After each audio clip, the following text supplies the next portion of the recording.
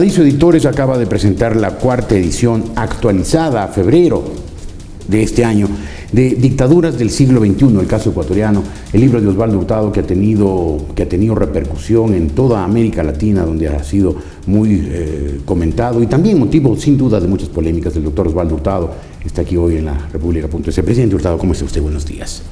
Buenos días, Jorge. Encantado de estar con usted. Muchas gracias, doctor Hurtado. Dice actualizada. ¿Qué se puede actualizar de las dictaduras del siglo XXI en esta cuarta edición? Bueno, lo he dicho antes y quisiera repetir hoy día. Correa es prolífico en sus abusos de poder, en sus violaciones del orden constitucional, en el ejercicio de una autoridad que rebasa todos los límites de la democracia. Esto es en actos dictatoriales. Y desde cuando apareció el libro, a fines del año 2012, pues ha habido innumerables acciones del presidente de la República de la naturaleza que acabo de señalar. ¿Cuál la más llamativa? Bueno, la expedición del decreto número 16 para controlar la sociedad civil. Esto es, las organizaciones no gubernamentales, sindicatos, clubes deportivos, centros de pensamiento, organizaciones de beneficencia. No está contento con todo el poder que tiene y quiere controlar a organizaciones privadas que no reciben un centavo del Estado, que se manejan con sus propios recursos y que dan un enorme servicio a la sociedad. Mencionaré un caso, la Junta de Beneficencia de la ciudad de Guayaquil, pero hay muchas otras más. Pero, doctor Hurtado, ¿eso es problema de Correa que abusa o de los ciudadanos que nos dejamos? Bueno, Correa no existiría sin el voto de los ecuatorianos. Si Correa se hubiera presentado de candidato en algún otro país de América Latina, probablemente habría sido derrotado ampliamente. ¿Por qué lo dice? Para poner un ejemplo, si hubiera presentado en Chile, no hubiera votado por él. Porque Chile, el pueblo chileno no vota por populistas, no vota por demagogos, no vota por hombres no democráticos, no vota por personalidades autoritarias. Vota por hombres comunes y corrientes, como somos los hombres y son las mujeres democráticas. ¿Usted hubiera sido presidente en Chile? Bueno, no quisiera llegar a ese punto, ¿no? Pero es evidente que el gusto de los ecuatorianos es tener presidentes autoritarios. Yo recuerdo que cuando fui presidente de la República, un importante periodista y de mucho prestigio y de mucho talento dijo que mi gobierno era absolutamente aburrido, que no había que comentar. Es que los gobiernos democráticos y los presidentes democráticos somos aburridos. ¿Por qué? Porque estamos siempre dentro de la ley, del sentido común, del respeto a las libertades y a los derechos. No hacemos titulares todos los días. Usted ha visto que el presidente de Chile o el presidente del Uruguay o de Costa Rica haga titulares en la prensa de América Latina y del mundo todos los días. Noruega no aparece casi nunca en los periódicos. Exactamente. Y es una de las democracias más prósperas y limpias del mundo. Exactamente. ¿Cuáles son los que están todos los días en los medios de comunicación? Estos seres estrambóticos como Chávez copó los medios de comunicación del mundo, porque todos los días hacía algo reñido con la democracia, con la libertad. Todos los días, pues, hacía vulgaridades, decía ordinarieces, o simplemente tonterías e ignorancias, como es el caso del actual presidente de Venezuela, que es objeto de la burla mundial. Pero ¿por qué estos seres extrambóticos, uso su palabra, llegan a la presidencia y no solamente se quedan en ella a vivir? Bueno, llegan a la presidencia primero porque generalmente aparecen en situaciones especiales, ¿no? Para poner el caso del fútbol, un mal futbolista hace un gol. Sí, se encuentra frente al arco con la pelota. No está en offside, puede disparar y el arquero está descolocado. Pongámoslo así gráficamente.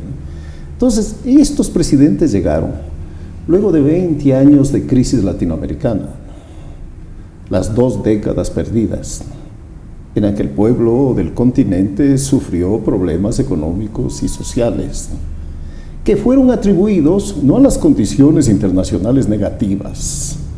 Para poner un ejemplo, petróleo de $7 en el gobierno de Maguad, petróleo de $100 en el gobierno de Correa.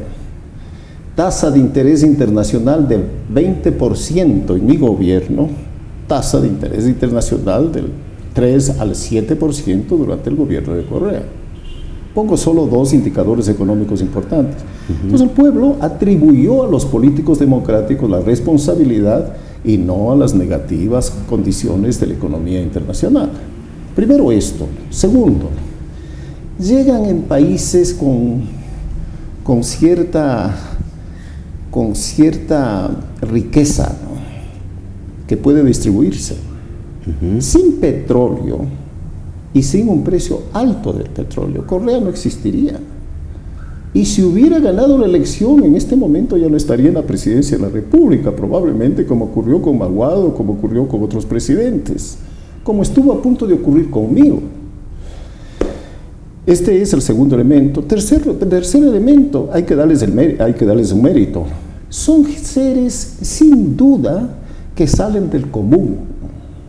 Chávez se refiere a Chávez, a Correa, Chávez a Ortega, Correa Morales. lo es. Correa lo es, ¿no? Chávez era un hombre sin duda inteligente, con mucho sentido del humor, un buen orador, muy ocurrido, ¿no? Y hasta simpático, diría yo. Claro.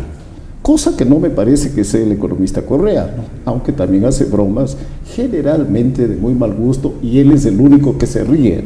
Bueno, él y sus acólitos, que también hacen grandes esfuerzos por reírse, también claro. sus áulicos, ¿no?, que Sí. tienen que reírse y aplaudir. Chávez no, sin duda, era un hombre muy carismático. Veamos Morales, es un ser que parece indígena.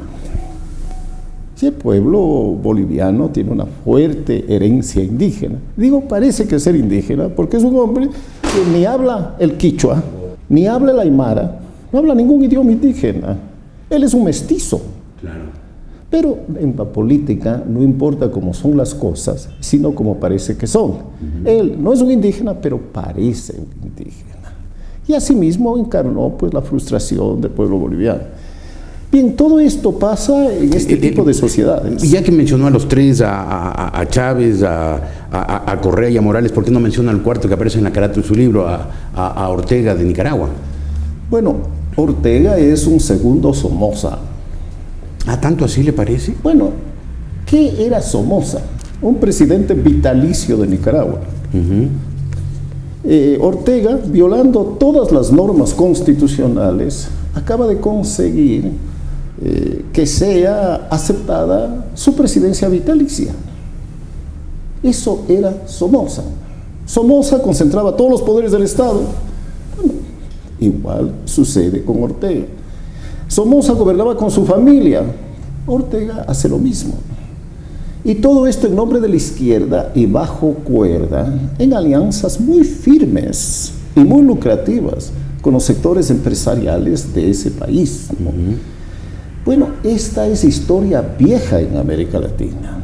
Estas dictaduras del siglo XXI o este socialismo del siglo XXI es en realidad una reedición del siglo XIX latinoamericano. Si uno ve la historia del continente, está plagada de Correas, de Chávez, de Morales y de Ortegas, con otros apellidos. Claro. Pero son ellos, en esencia, los que gobernaron en el siglo XIX. ¿A quién ve en el caso del Ecuador como el más parecido a Correa del siglo XIX? Bueno, hay varios, ¿no? Quizá el más puede ser Ventimilla, Ignacio de Ventimilla. García Moreno. Puede ser Flores, en algunos aspectos. Puede ser García Moreno, puede ser Urbina, ¿no? Todos los caudillos del siglo XIX fueron iguales al presidente de la República del Ecuador de hoy. ¿Correa es un caudillo? ¿No lo veo como un hombre de Estado? Pero tan caudillo es que no existen ministros. No existe el partido Alianza País. No existe gabinete ministerial. No existe Congreso Nacional. No existe justicia. Todo es él. Él es el Ecuador. Él es el pueblo. él es la república, él es el partido de gobierno, él es absolutamente todo. ¿Qué es eso sino un caudillo? Claro. Y algo más. Sin Correa no existe Alianza País. Sin Correa no hay revolución ciudadana. Sin Correa no hay gobierno. Claro que es un caudillo. ¿Cómo nos libramos de las dictaduras del siglo XXI, doctor Hurtado? De la misma manera que es el pueblo el que las puso, el pueblo debe terminar con ellas. ¿Y cómo va a terminar? Bueno, el pueblo ecuatoriano dio un paso gigantesco el 23 de febrero, diciéndole a Correa, no más, ni un paso, ni un centímetro más allá del poder que usted ya ha acumulado. Pero Correa no era el candidato. Sus candidatos eran gente cercana a él, en su mayoría de muy, muy bajo nivel intelectual y muy poco prestigio. El candidato no era él. Contesto enseguida su pregunta, pero quisiera terminar la idea. Por favor. Porque Correa, ¿qué es lo que dijo al iniciarse la campaña de municipios y consejos provinciales? La revolución ciudadana necesita tener los municipios y los consejos provinciales. Es lo que le falta para que pueda culminar su obra. Palabras más, palabras menos, eso es lo que dijo. En otros términos, él dijo, es el único espacio de poder que me falta. Ya controlo todos los órganos del Estado, he puesto a la prensa y a la sociedad civil bajo mi zapato, a los ciudadanos bajo el Código Penal. Hoy necesito que todos los alcaldes y todos los prefectos sean correístas. Y el pueblo le dijo no, y ahí contesta su pregunta. Correa fue el gran candidato, el elector. Amenazó al pueblo ecuatoriano en el caso de que no votaran por sus candidatos. Aquí en Quito desplazó al candidato Barrera. El candidato alcalde parecía ser Correa. Cierto es que él no fue en el orden formal candidato, pero en el orden real sí.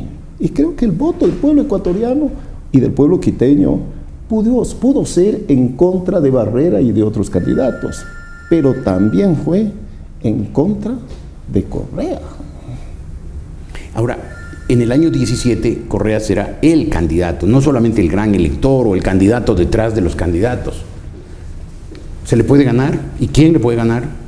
Alguien pensó, sin duda yo no pensé, pero alguien fue el clarividente que dijo o creyó que Alianza País, Correa, todos sus ministros, en fin, esta estructura de poder que gobierna el Ecuador movilizada para las últimas elecciones iba a ser derrotada. Nadie pensó eso. Entonces, si yo debo contestar a su pregunta, probablemente en este momento nadie piensa que Correa puede perder las elecciones del año 2017. Bien, pero si ya las perdió el 23 de febrero, ¿por qué no puede perder las siguientes? ¿Por qué no? Bueno, quizás le podría contestar diciéndole que para que ganarle a Barrera hubo necesidad de un Rodas, para ganarle a Granda hubo necesidad de un Cabrera, para ganarle a una señora Bonilla hubo necesidad de un Nebot. ¿Quién es el candidato que le puede ganar a Correa el 17? Examinemos los tres casos. ¿Solo hay tres? Bueno, los que usted menciona. Examinemos los tres casos. Bueno, yo mencioné Quito, Guayaquil y Cuenca. Exacto. Veamos los tres casos.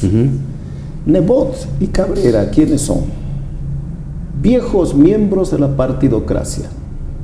Esto es, según Correa, lo peor que hay en el Ecuador. Causa de todos los males. Algo abominable. Bien, esos seres, con estas características, ganaron a los candidatos del gobierno. Pero no solo a ellos, sino esa estructura de poder que considerábamos imbatible. ¿Por qué? Era, para volver al fútbol, como tratar de hacer goles teniendo la malla no detrás del arco, sino delante del arco. Eso es hoy ganar una elección en el Ecuador. Hacer un gol teniendo la malla delante del arco. Bien, estos hombres de la partidocracia no son jóvenes, bordean los 70 años de edad. ganaron la alcaldía de Guayaquil, Quito. De Guayaquil y Cuenca. Y Cuenca. Veamos Quito. ¿Quién gana la alcaldía de Quito? Un ciudadano de cuya existencia nadie sabía en la capital de la República hace un año y medio. ¿Verdad? Sí, sí. Un desconocido gana la elección.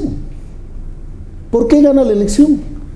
Yo pienso que él tiene méritos, yo pienso que él hizo campaña, yo pienso que Barrera tenía una mala imagen. Todo eso es cierto. Pero lo que le permite ganar por goleada, sigo con el fútbol, es que Correa aparece en la campaña de Quito, recorre todos los barrios, ofrece obras, amenaza a los quiteños, dice que la revolución se acaba, que hay que votar por Barrera, y los quiteños le dicen no. Pero no le dicen no con un margen de un voto, 1000 votos o centenares. Es una paliza la que recibe el gobierno de la ciudad de Quito.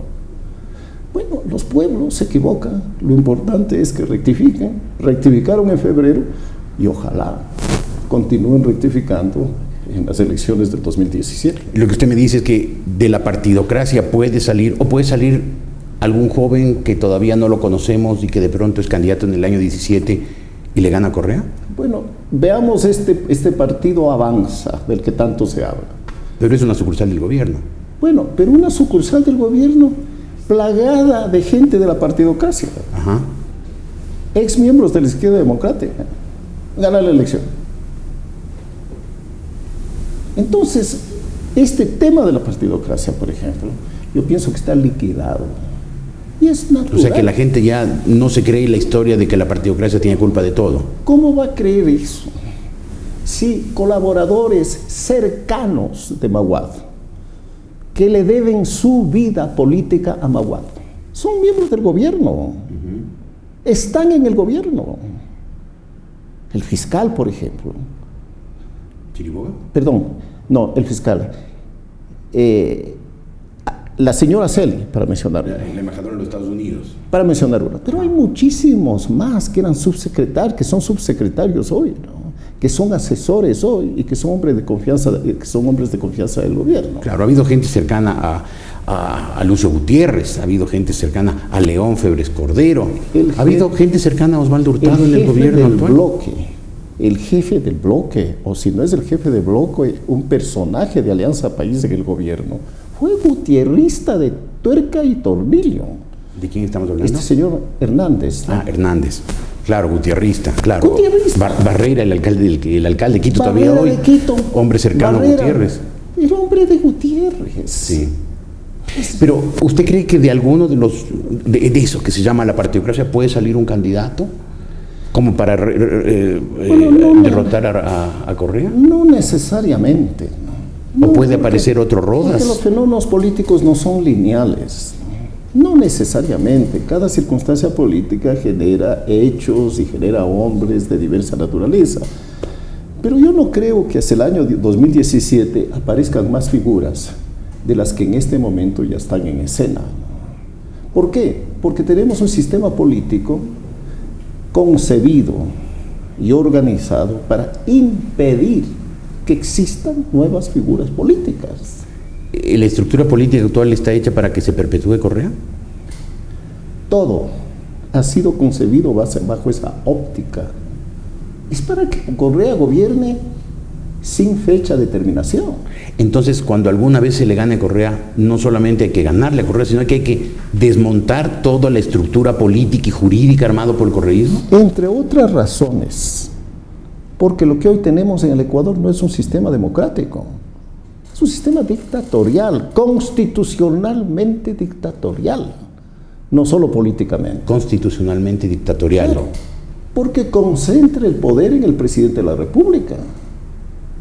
Porque él es el que designa a los miembros del Consejo de Participación Ciudadana, que a su vez designan a medio Estado ecuatoriano, incluido la justicia.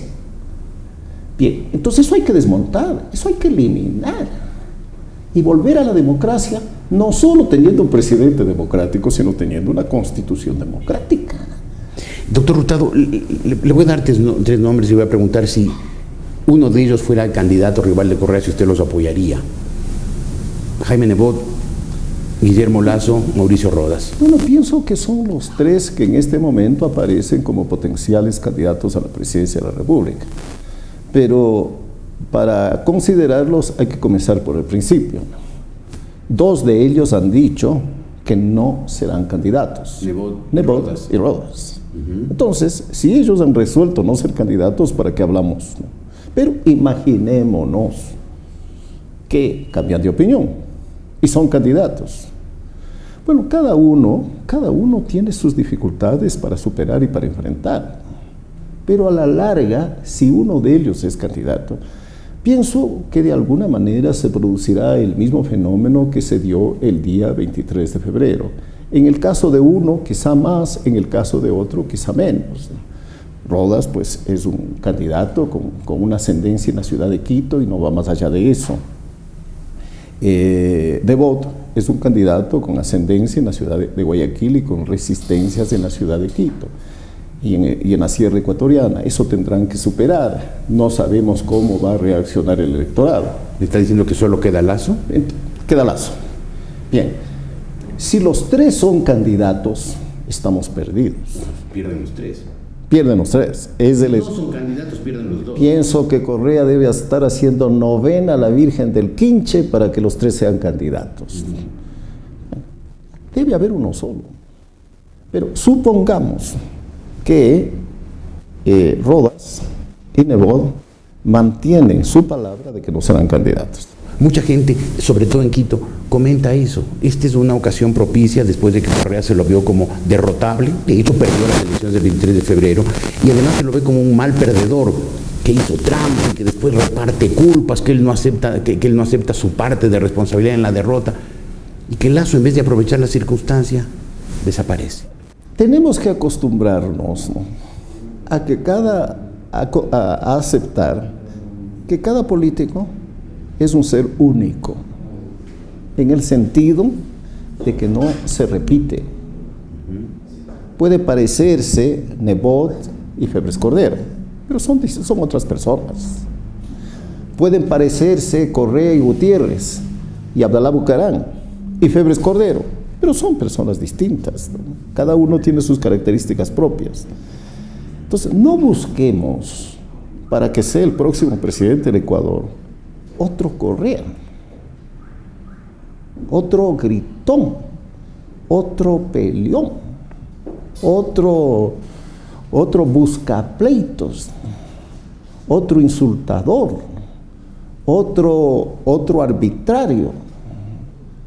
Busquemos para presidente a alguna persona llanamente democrática, modestamente democrática, tolerantemente democrática, ¿no? Porque el problema del Ecuador, entre otros, sobre todo de la clase dirigente, es que tiene un concepto de carisma, deducido del carisma de Bucaram, del carisma de Febres Cordero o del carisma de Correa, que son los mismos carismas. Pero ese es un carisma pasado de hora, pasado de época. Ese estilo de políticos no existe en ninguna sociedad moderna. Revise usted. Existen en el Ecuador, doctor Hurtado. Existe, yo sé que existen en el Ecuador, pero es que el Ecuador, y eso es una de las cosas que me ha sorprendido, en los últimos 13 años, ha cambiado como no cambió en su historia. El Ecuador ha pasado a ser una sociedad con muchos elementos de modernidad entre el año 2001 y el año 2013. El Ecuador, quizás solo en el siglo XVIII, antes de que se constituya la República durante los obrajes, pudo tener la prosperidad que ha tenido en estos 13 años. Entonces, cuando una sociedad se moderniza económicamente, tiene que modernizarse políticamente. Ya no puede seguir teniendo líderes de este estilo, que es un estilo que ya no hay. Un discurso como los que hace Correa en una reunión internacional, pues la gente se queda con la boca abierta, no por el talento del orador, sino por el arcaísmo del orador. Dice, ¿de dónde salió este tipo? Dice. Sí, me he dado cuenta de eso. Porque en el mundo internacional se habla en voz baja. Claro. Se expresan razones, se exponen ideas, se citan hechos. Un diplomático asiático me decía que estuvo en una reunión internacional en la que participó el economista ecuatoriano y que habló, a pesar de que las normas decían que debían hablar, no sé, 10, 15 minutos, habló él 30 minutos. Y concluyó diciéndome, no se me quedó en la cabeza, me decía, una sola idea. No, los políticos modernos dejan en las cabezas de quienes las escuchan ideas. Claro. No solamente ofensas y insultos. Entonces, el Ecuador necesita otro tipo de liderazgo.